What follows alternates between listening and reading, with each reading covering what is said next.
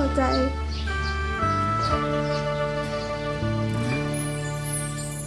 เจ็บคักอยู่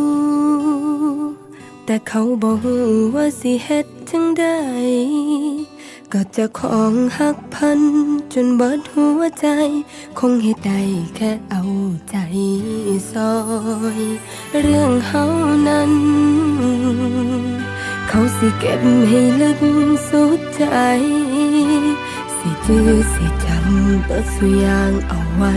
บ่ให้ลบให้เลือนจากใจให้เจ้าของโชคดี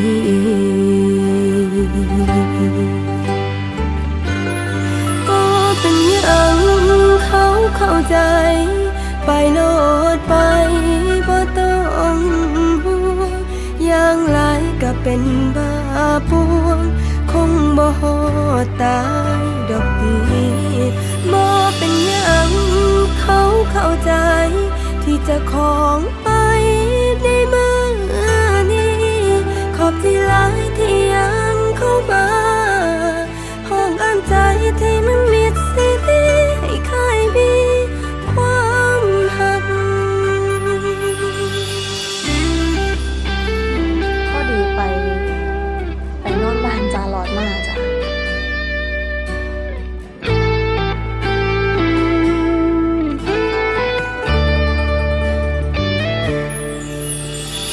เรื่องเฮานั้นเขาสิเก็บให้ลึกสุดใจสิจื้อสิจำเบิดสุอย่างเอาไว้บ่ให้ลบให้เลือนจากใจให้เจ้าของโชคดี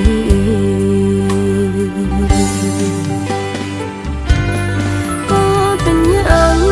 เขาเข้าใจไปโลดไปบ่ต้องห่วงอย่างไรก็เป็นบ้าปวงคงบ่ฮอดตายดอกดีบ่เป็นอย่างเขาเข้าใจที่เจ้าของไปในเมื่อนี้ขอบที่หลายที่ยังเข้ามาห้องอ่านใจที่มันมิดสิดีให้ใครมีความหัก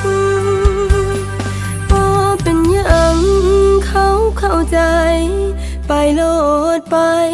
บ่ต้องห่วงอย่างไรก็เป็นบ้าปวงคงบ่ฮอดตายดอกดีบ่เป็นอย่างเขาเข้าใจ